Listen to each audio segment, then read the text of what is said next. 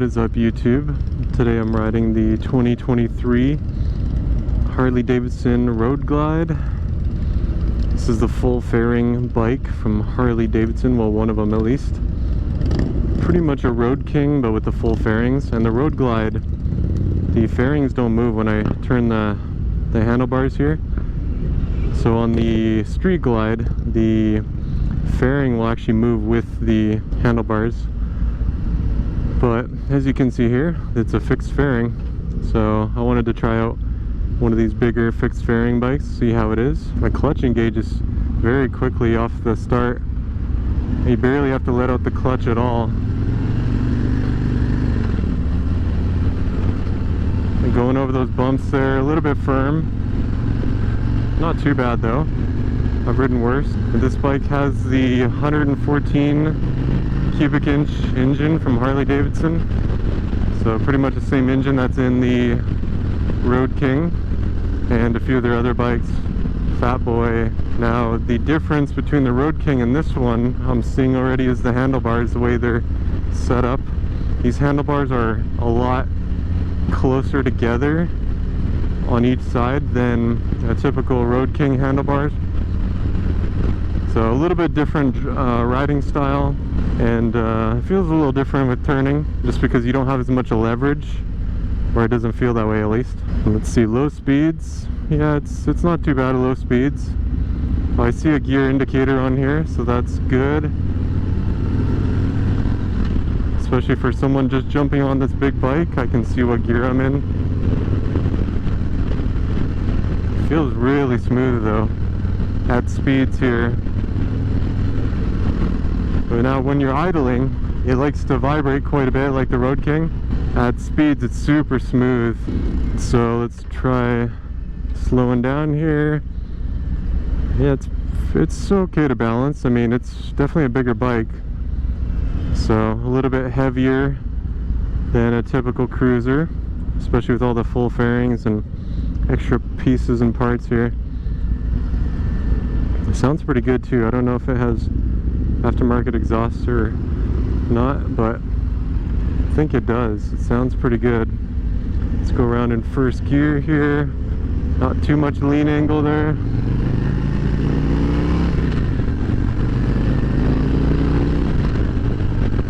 Yeah, it's got a good amount of power. I just rode the Road King, so it's going to be pretty comparable in terms of the power.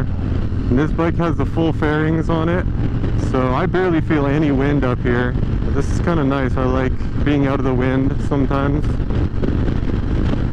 There's a little bit of a crosswind, so I feel that, but I don't feel a ton of oncoming wind. As you can see here, there's a big screen up on the fairing, and so you can choose your radio station, and you probably connect your phone to Bluetooth. I wonder if there's navigation on here. That'd be pretty cool. Big screen like that for navigation. I like that there's some analog gauges too. The analog gauges look good. I do like those.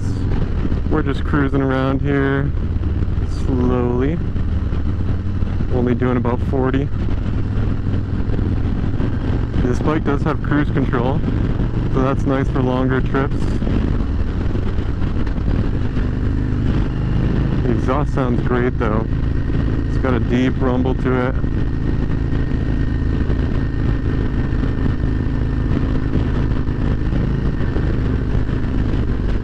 And the deceleration sounds awesome too.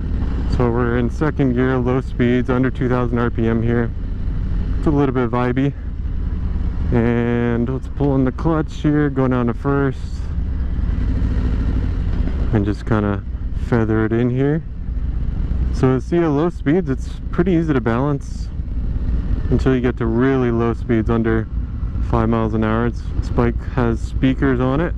I've never ridden a bike and actually played music through speakers.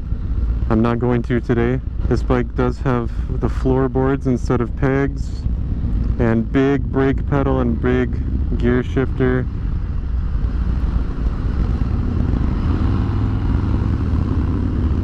So pretty comfortable.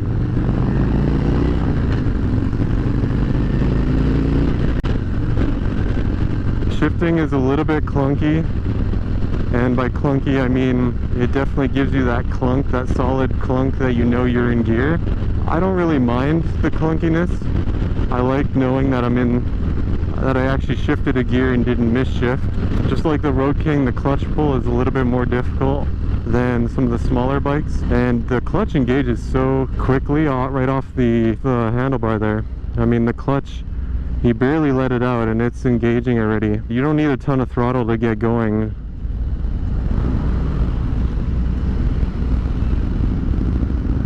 I'll put my foot out for good measure here.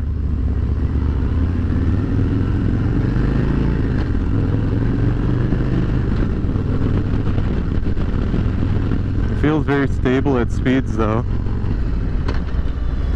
Here's first gear.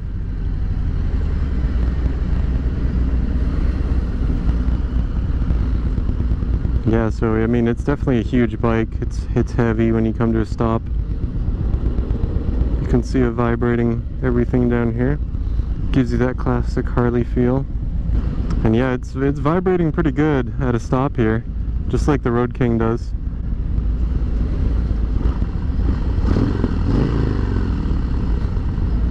Sounds so good. Wonder what pipes those are.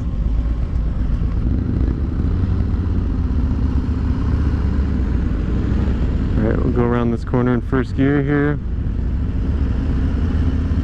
Oh yeah, very easy to turn, even for a bigger bike like this.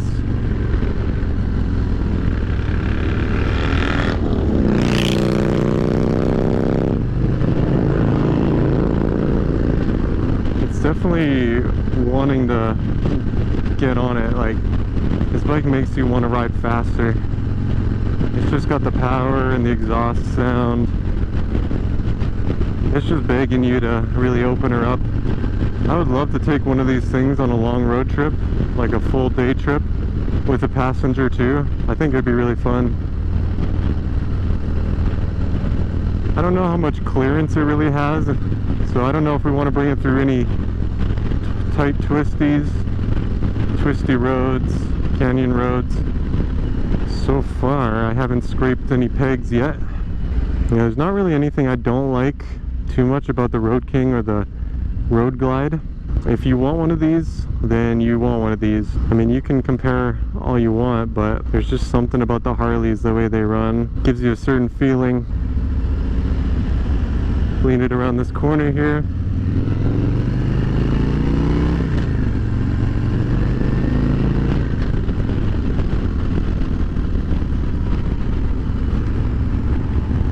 Brakes are good. I like that they're not super touchy. Even with ABS, I still like having brakes that are not touchy.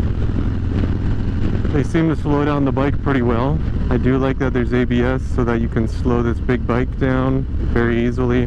Now, if you've ridden big bikes like this before, then you know what it's like, but it's fairly easy. As long as you're good with the clutch and a little bit of throttle, and just throwing it around a turn, that's all there really is to it. It's very smooth when we're at speeds here.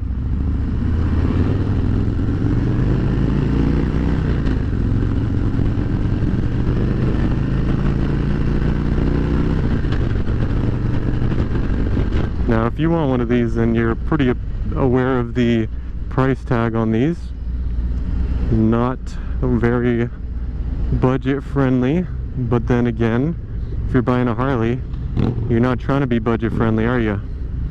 You're trying to get a Harley, and that's it. But there's a good amount of value. You're not just paying for the name. I mean, it's a great bike, and a lot of the newer Harleys have some good technology on them. I like the mirrors where they're at. They're over the clutch lever and the brake lever, so they don't get in the way, but they give you enough width to really look around you, look behind you. So we got phone, we got navigation, I think.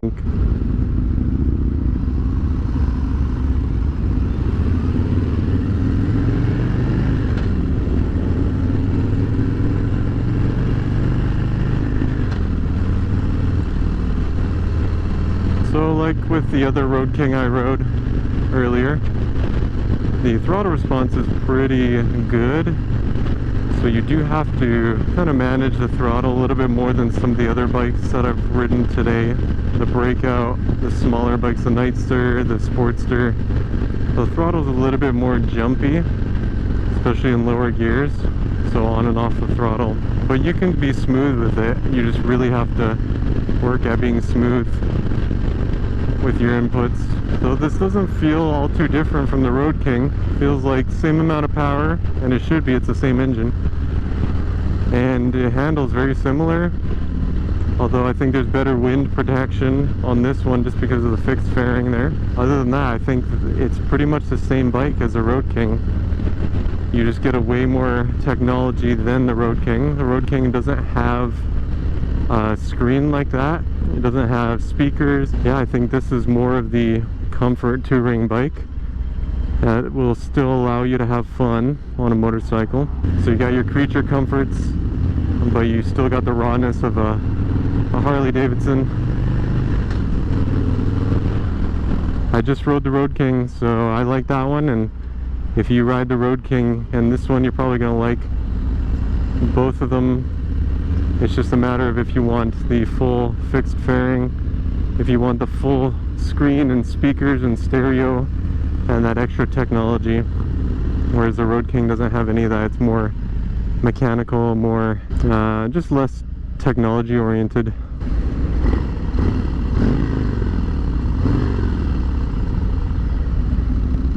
Just trying to move over here